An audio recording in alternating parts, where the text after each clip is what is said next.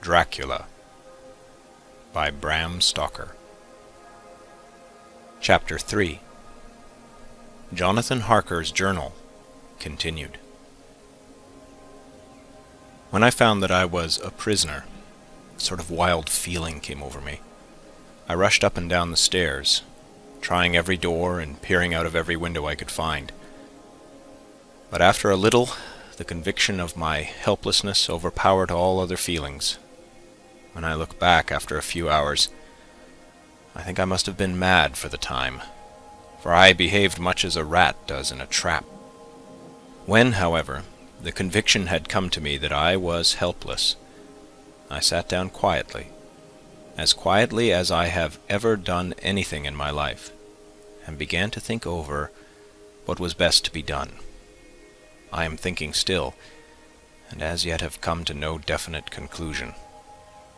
Of one thing only am I certain, that it is no use making my ideas known to the Count.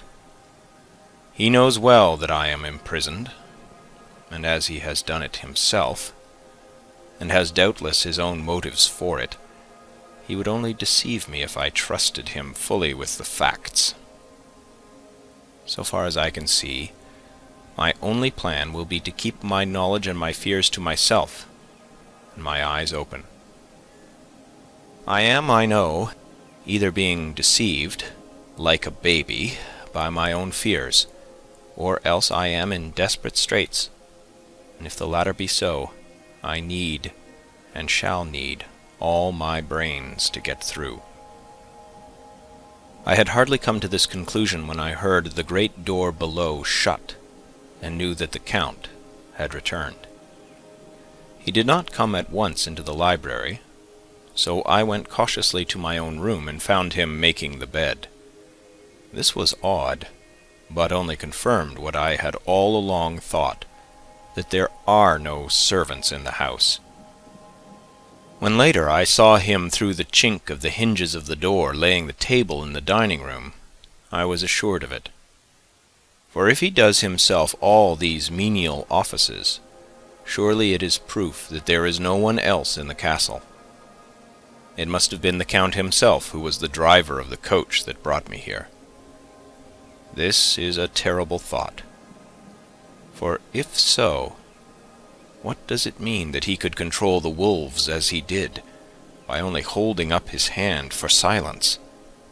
How was it that all the people at Bistritz and on the coach had some terrible fear for me? What meant the giving of the crucifix, of the garlic, of the wild rose, of the mountain ash? Bless that good woman who hung the crucifix round my neck, for it is a comfort and a strength to me whenever I touch it.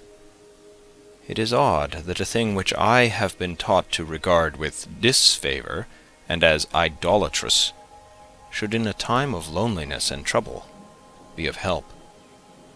Is it that there is something in the essence of the thing itself, or that it is a medium, a tangible help, in conveying memories of sympathy and comfort? Sometime, if it may be, I must examine this matter and try to make up my mind about it. In the meantime, I must find out all I can about Count Dracula, as it may help me to understand. Tonight he may talk of himself, if I turn the conversation that way. I must be very careful, however, not to awake his suspicion. Midnight. I've had a long talk with the Count. I asked him a few questions on Transylvania history, and he warmed up to the subject wonderfully. In his speaking of things and people, and especially of battles, he spoke as if he had been present at them all. This he afterwards explained by saying that to a boyar, the pride of his house and name is his own pride, that their glory is his glory, that their fate is his fate. Whenever he spoke of his house, he always said we, and spoke almost in the plural, like a king speaking. I wish I could put down all he said exactly as he said it, for to me it was most fascinating. It seemed to have in it a whole history of the country. He grew excited as he spoke, and walked about the room pulling his great white moustache and grasping anything on which he laid his hands as though he would crush it by main strength. One thing he said, which I shall put down as nearly as I can, for it tells in its way the story of his race.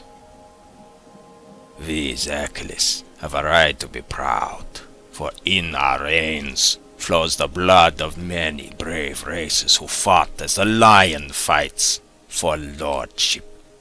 Here, in the whirlpool of European races, the Ugric tribe bore down from Iceland the fighting spirit which Thor and Woden gave them, which their berserkers displayed to such fell intent on the seaboards of Europe, aye, and of Asia and Africa too, till the peoples thought that the werewolves themselves had come. Here too, when they came, they found the Huns, whose warlike fury had swept the earth like a living flame, till the dying peoples held it in their veins, ran the blood of those old witches, who expelled from Scythia had mated with the devils in the desert. Fools! Fools! What devil or what witch was ever so great as Attila, whose blood is in these veins? He held up his arms. Is it a wonder that we were a conquering race? That we were proud? That when the Magyar, the Lombard, the Avar, the Bulgar, or the Turk poured his thousands on our frontiers, that we drove them back? Is it strange that when Arpad and his legions swept through the Hungarian fatherland, he found us here when he reached the frontier, that the Honfoglalas was completed there, and when the Hungarian flood swept eastward, the Zekelis were claimed as kindred by the victorious Magyars, and to us for centuries was trusted the guarding of the frontier of Turkeyland. Aye, and more than that, endless duty of the frontier guard, for as the Turks say, water sleeps, and the enemy is sleepless. Who more gladly than we throughout the 4 nations received the bloody sword, or at its warlike call flocked quicker to the standard of the king? When was redeemed that great shame of my nation, the shame of Kosova, when the flags of the Valak and the Magyar went down beneath the crescent? Who was it but one of my own race, who as voivod crossed the Danube and beat the Turk on his own ground? This was a Dracula indeed. Woe was it that his own unworthy brother, when he had fallen, sold his people to the Turk, and brought the shame of slavery on them. Was it not this Dracula, indeed, who inspired that other of his race, who, in a later age, again and again brought his forces over the great river into Turkeyland, who, when he was beaten back, came again and again, though he had to come alone from the bloody field where his troops were being slaughtered, since he knew that he alone could ultimately triumph. They said that he thought only of himself. Bah! What good are peasants without a leader? Where ends the war without a brain and a heart to conduct it? Again, when after the Battle of Mohawks, we threw off the Hungarian yoke, we of the Dracula Dracula blood were amongst their leaders. For our spirit would not brook that we were not free. Ah, young sir, the Zekelis and the Dracula, as their heart's blood, their brains and their swords, can boast a record that mushroom growths like the Habsburgs and the Romanovs could never reach. The warlike days are over. Blood is too precious a thing in these days of dishonorable peace, and the glories of the great races are as a tale that is told. It was by this time close on morning, and we went to bed. Memorandum.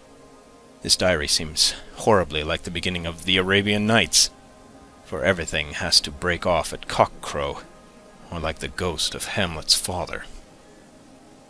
12th of May. Let me begin with facts. Bare, meager facts, verified by books and figures, and of which there can be no doubt. I must not confuse them with experiences, which will have to rest on my own observation or my memory of them. Last evening, when the Count came from his room, he began by asking me questions on legal matters and on the doings of certain kinds of business. I had spent the day wearily over books, and, simply to keep my mind occupied, went over some of the matters I had been examined in at Lincoln's Inn. There was a certain method in the Count's inquiries, so I shall try to put them down in sequence. The knowledge may somehow, or some time, be useful to me. First, he asked if a man in England might have 2 solicitors or more. I told him he might have a dozen if he wished, but that it would not be wise to have more than 1 solicitor engaged in one transaction, as only one could act at a time, and that to change would be certain to militate against his interest. He seemed thoroughly to understand, and went on to ask if there would be any practical difficulty in having one man to attend, say, to banking, and another to look after shipping, in case local help were needed in a place far from home of the banking solicitor. I asked him to explain more fully, so that I might not by any chance mislead him. So he said, "I shall illustrate. Your friend and mine, Mr. Peter Hawkins, from under the shadow of your beautiful cathedral at Exeter, which is far from London, buys for me through your good self my place at London. Now here let me say frankly, lest you should think it strange that I have sought the services of one so far off from London instead of someone resident there, that my motive was that no local interest might be served, save my wish only, and as one of London residents might, perhaps, have some purpose of himself or friend to serve. I went thus afield to seek my agent, whose labor should be only to my interest. Now, suppose I, who have much of affairs, wish to ship goods, say, to Newcastle or Durham or Harwich or Dover. Might it not be that it could be with more ease be done by consigning to one in these ports?" I answered that certainly it would be most easy, but that we solicitors had a system of agency, one for the other, so that local work could be done locally on instruction from any solicitor, so that the client, simply by placing himself in the hands of one man, could have his wishes carried out by him without further trouble. "But," said he, "I could be at liberty to direct myself. Is it not so?" "Of course," I replied, "and such is often done by men of business, who do not like the whole of their affairs to be known by any one person." "Good," he said, and then went on to ask about the means of making consignments and the forms to be gone through, and of all sorts of difficulties which might arise, but by forethought could be guarded against. I explained all these things to him to the best of my ability, and he certainly left me under the impression that he would have made a wonderful solicitor, for there was nothing that he did not think of or foresee. For a man who was never in the country, and who did not evidently do much in the way of business, his knowledge and acumen were wonderful. When he had satisfied himself on these points on which he had spoken, and I had verified all as well as I could by the books available, he suddenly stood up and said, "Have you written, since your first letter to our friend Mr. Peter Hawkins, or to any other?" It was with some bitterness in my heart that I answered that I had not, that as yet I had not seen any opportunity of sending letters to anybody. "Then write now, my young friend," he said, laying a heavy hand on my shoulder. "Write to our friend, and to any other, and say, if it will please you, that you shall stay with me until a month from now." "Do you wish me to stay so long?" I asked, for my heart grew cold at the thought. "I desire it much. Nay, I will take no refusal. When your master, employer, what you will, engaged that someone should come on his behalf, it was understood that my needs only were to be consulted. I have not stinted. Is it not so?" What could I do but bow acceptance? It was Mr. Hawkins' interest, not mine, and I had to think of him, not myself, and besides, while Count Dracula was speaking, there was that in his eyes and in his bearing which made me remember that I was a prisoner, and that if I wished it, I could have no choice. The Count saw his victory in my bow, and his mastery in the trouble of my face, for he began at once to use them, but in his own smooth, resistless way. "I pray you, my good young friend, that you will not discourse of things other than business in your letters. It will doubtless please your friends to know that you are well, and that you look forward to getting home to them. Is it not so?" As he spoke, he handed me 3 sheets of notepaper and 3 envelopes. They were all of the thinnest foreign post, and looking at them, then at him, and noticing his quiet smile, with the sharp canine teeth lying over the red underlip, I understood as well as if he had spoken that I should be more careful what I wrote, for he would be able to read it. So I determined to write only formal notes now, but to write fully to Mr. Hawkins in secret, and also to Mina, for to her I could write shorthand which would puzzle the Count, if he did see it. When I had written my 2 letters, I sat quiet, reading a book, whilst the Count wrote several notes, referring as he wrote them to some books on his table.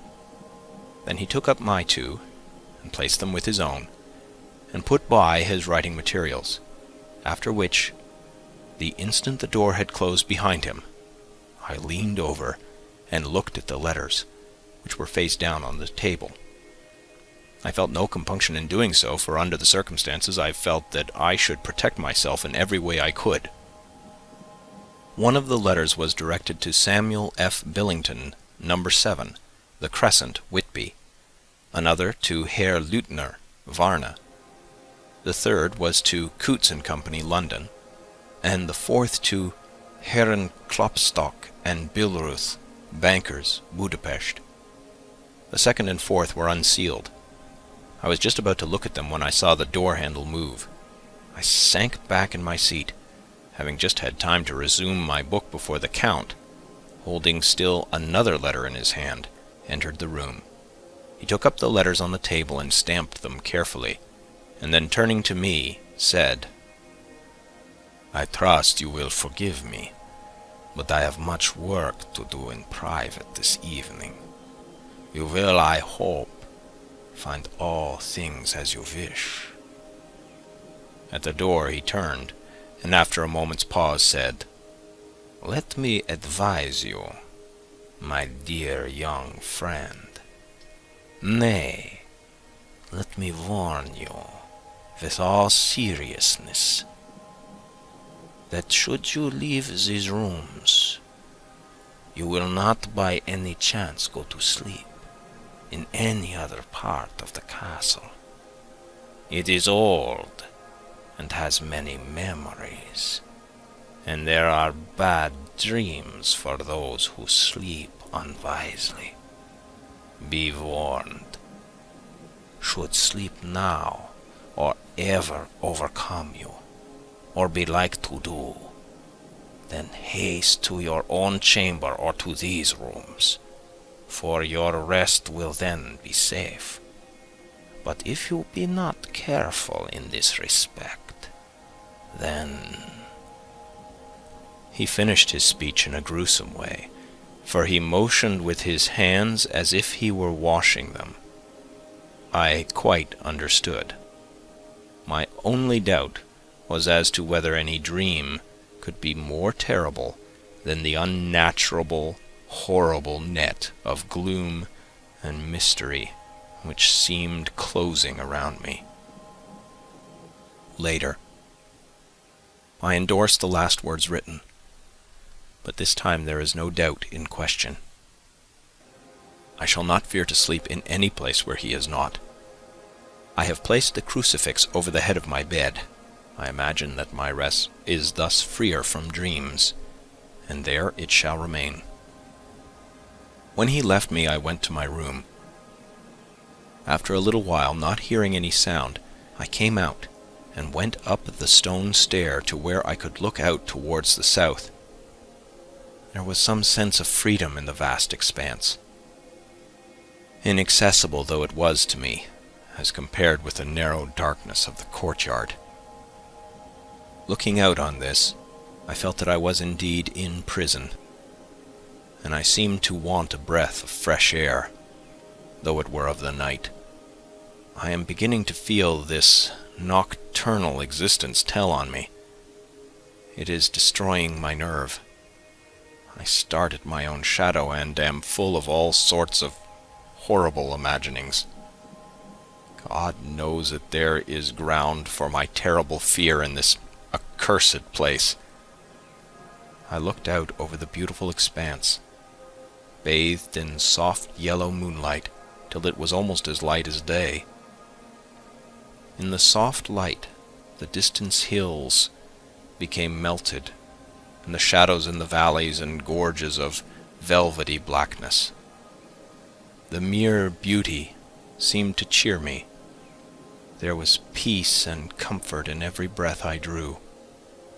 As I leaned from the window, my eye was caught by something moving a story below me and somewhat to my left, where I imagined, from the order of the rooms, that the windows of the Count's own room would look out. The window at which I stood was tall and deep, stone-mullioned, and though weather-worn, was still complete. But it was evidently many a day since the case had been there. I drew back behind the stonework and looked carefully out. What I saw was the Count's head coming out from the window. I did not see the face, but I knew the man by the neck and the movement of his back and arms. In any case, I could not mistake the hands which I had many opportunities of studying. I was at first interested and somewhat amused, for it is wonderful how small a matter will interest and amuse a man when he is a prisoner. But my very feelings changed to repulsion and terror when I saw the whole man slowly emerge from the window and begin to crawl down the castle wall over the dreadful abyss, face down, with his cloak spreading out around him like great wings. At first I could not believe my eyes. I thought it was some trick of the moonlight, some weird effect of shadow. But I kept looking, and it could be no delusion. I saw the fingers and toes grasp the corners of the stones, worn clear of the mortar by the stress of years, and by thus using every projection and inequality, move downwards with considerable speed, just as a lizard moves along a wall. What manner of man is this? Or what manner of creature is it in the semblance of man? I feel the dread of this horrible place overpowering me. I am in fear, in awful fear, and there is no escape for me. I am encompassed about with terrors that I dare not think of. 15th of May. Once more I have seen the Count go out in his lizard fashion. He moved downwards in a sidelong way, some 100 feet down, and a good deal to the left.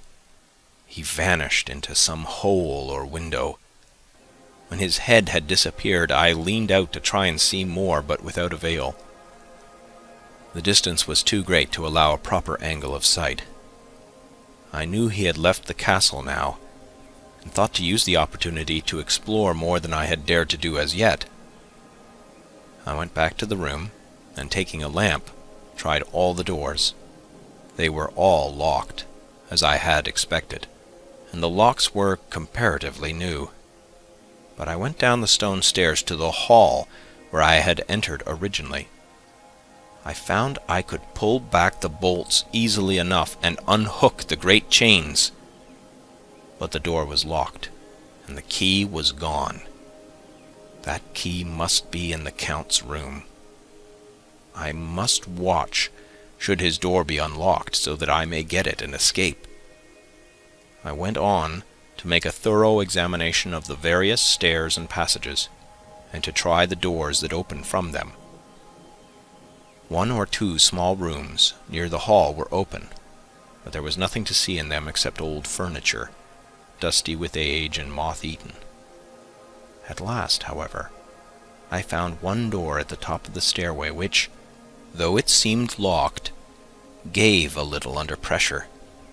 I tried it harder, and found that it was not really locked, but that the resistance came from the fact that the hinges had fallen somewhat, and the heavy door rested on the floor. Here was an opportunity which I might not have again, so I exerted myself, and with many efforts forced it back so that I could enter. I was now in a wing of the castle further to the right than the rooms I knew, and a story lower down.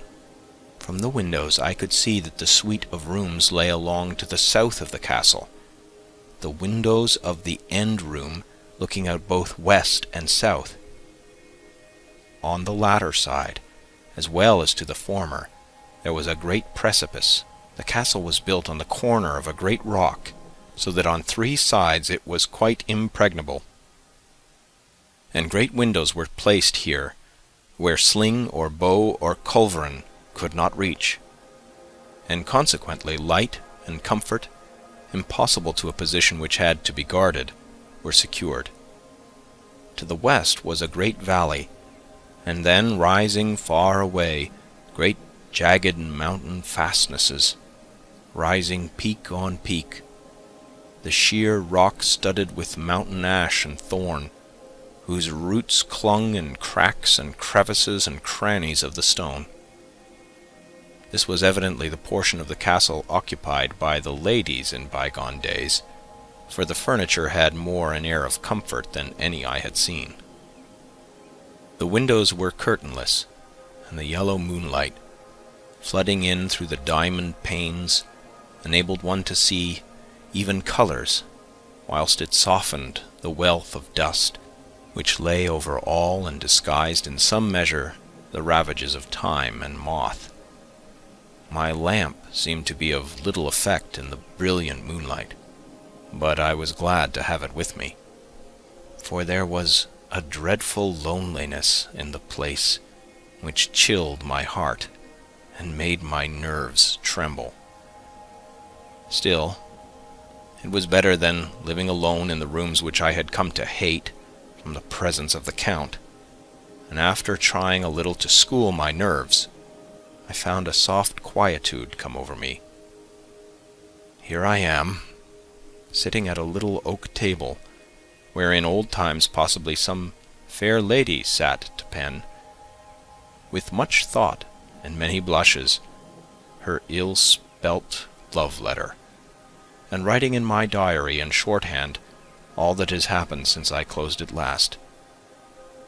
It is the 19th century, up to date with a vengeance, and yet, unless my senses deceive me, the old centuries had, and have, powers of their own, which mere modernity cannot kill. Later, the morning of 16th May.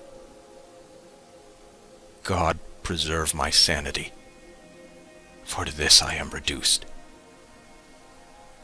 Safety and the assurance of safety are things of the past.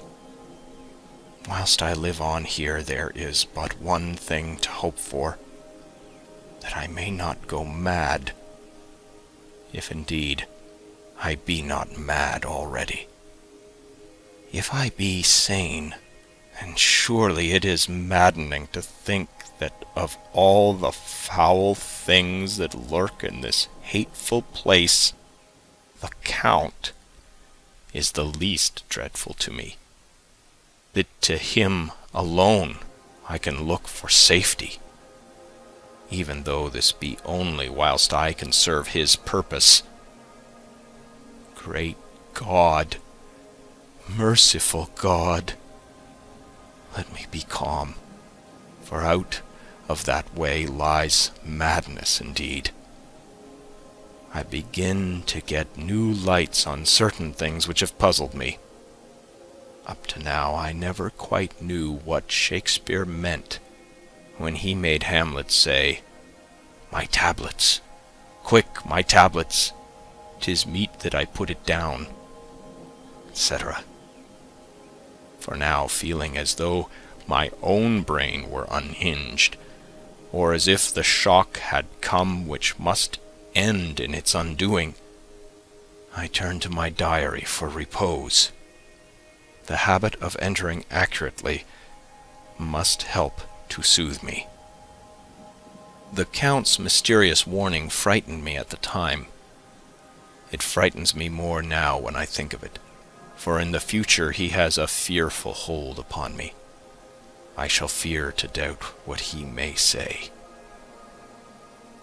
When I had written in my diary, and had fortunately replaced the book and pen in my pocket, I felt sleepy. The Count's warning came into my mind, but I took pleasure in disobeying it. The sense of sleep was upon me, and with it the obstinacy which sleep brings as outrider. The soft moonlight soothed, and the wide expanse without gave a sense of freedom which refreshed me. I determined not to return tonight to the gloom-haunted rooms, but to sleep here, where of old ladies had sat and sung and lived sweet lives, whilst their gentle breasts were sad for their menfolk away in the midst of remorseless wars. I drew a great couch out of its place near the corner, so that as I lay, I could look at the lovely view to east and south, and unthinking of and uncaring for the dust, compose myself for sleep. I suppose I must have fallen asleep. I hope so, but I fear, for all that followed was startlingly real, so real that now sitting here in the broad, full sunlight of the morning, I cannot in the least believe that it was all sleep. I was not alone. The room was the same, unchanged in any way since I came into it. I could see along the floor, in the brilliant moonlight, my own footsteps marked where I had disturbed the long accumulation of dust. In the moonlight opposite me were 3 young women, ladies by their dress and manner. I thought at the time that I must be dreaming when I saw them. They threw no shadow on the floor. They came close to me and looked at me for some time, and then whispered together. 2 were dark and had high aquiline noses, like the Count, and great, dark, piercing eyes that seemed to be almost red when contrasted with the pale yellow moon. The other was fair as can be, with great masses of golden hair and eyes like pale sapphires. I seemed somehow to know her face, and to know it in connection with some dreamy fear, but I could not recollect at the moment how or where. All 3 had brilliant white teeth that shone like pearls against the ruby of their voluptuous lips. There was something about them that made me uneasy, some longing, at the same time some deadly fear. I felt in my heart a wicked, burning desire that they would kiss me with those red lips. It is not good to note this down, lest someday it should meet Mina's eyes and cause her pain, but it is the truth. They whispered together, and then they all 3 laughed. Such a silvery, musical laugh, but as hard as though the sound never could have come through the softness of human lips.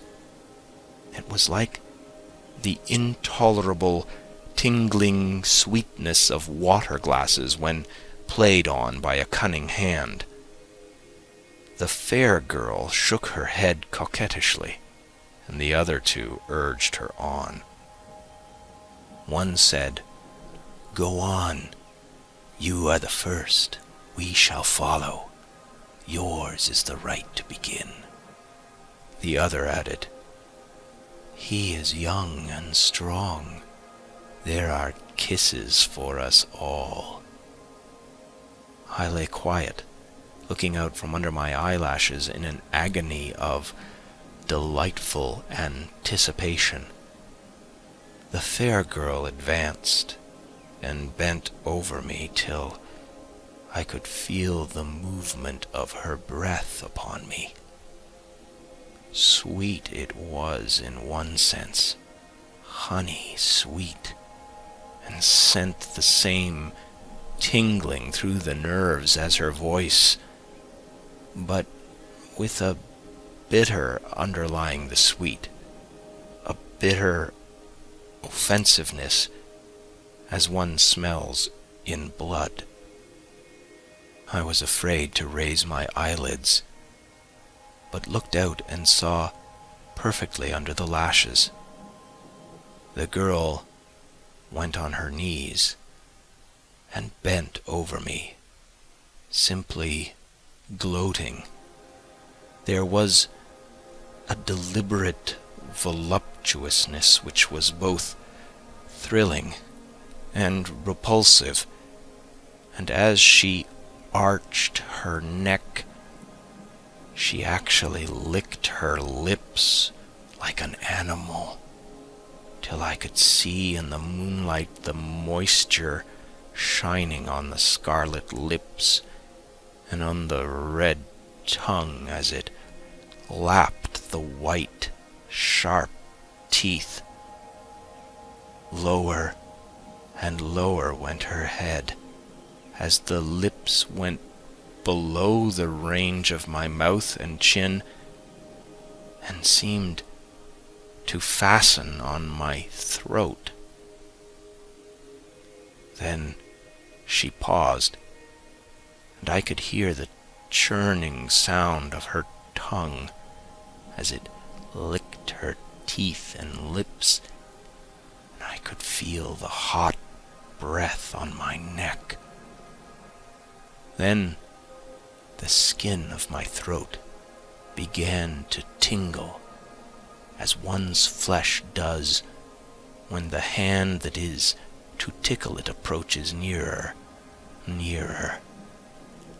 I could feel the soft, shivering touch of the lips on the super-sensitive skin of my throat, and the hard dents of two sharp teeth just touching and pausing there. I closed my eyes in languorous ecstasy and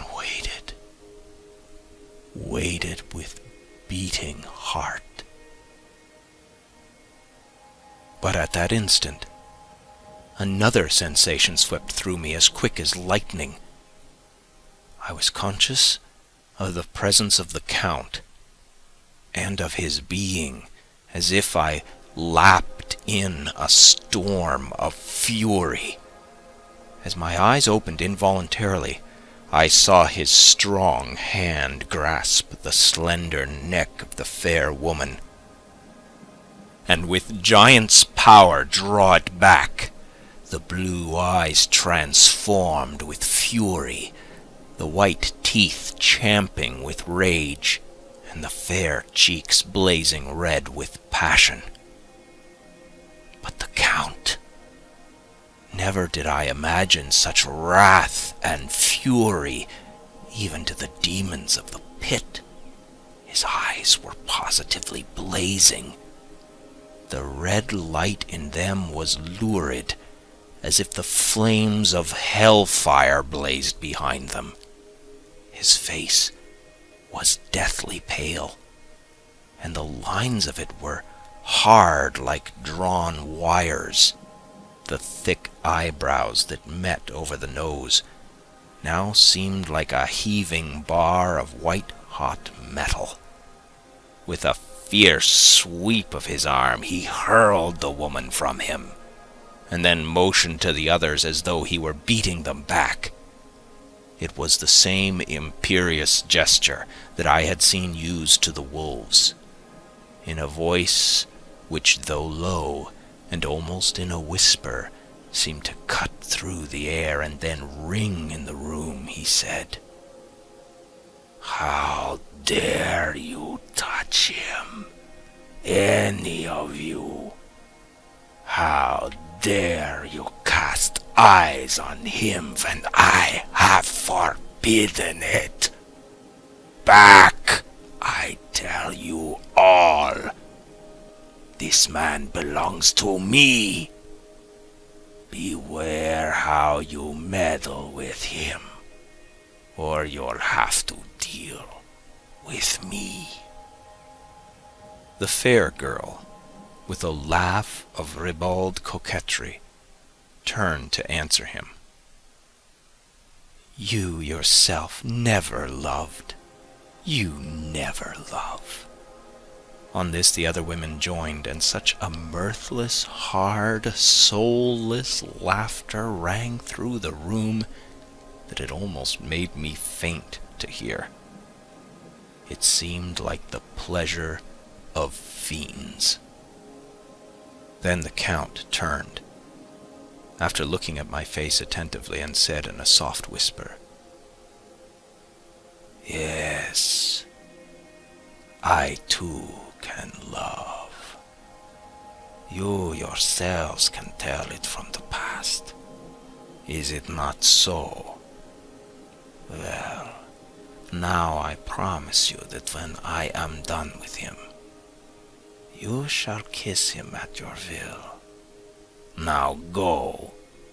Go! I must awaken him, for there is work to be done. Are we to have nothing tonight? Said one of them, with a low laugh, as she pointed to the bag which he had thrown upon the floor, and which moved as though there were some living thing within it. For answer, he nodded his head.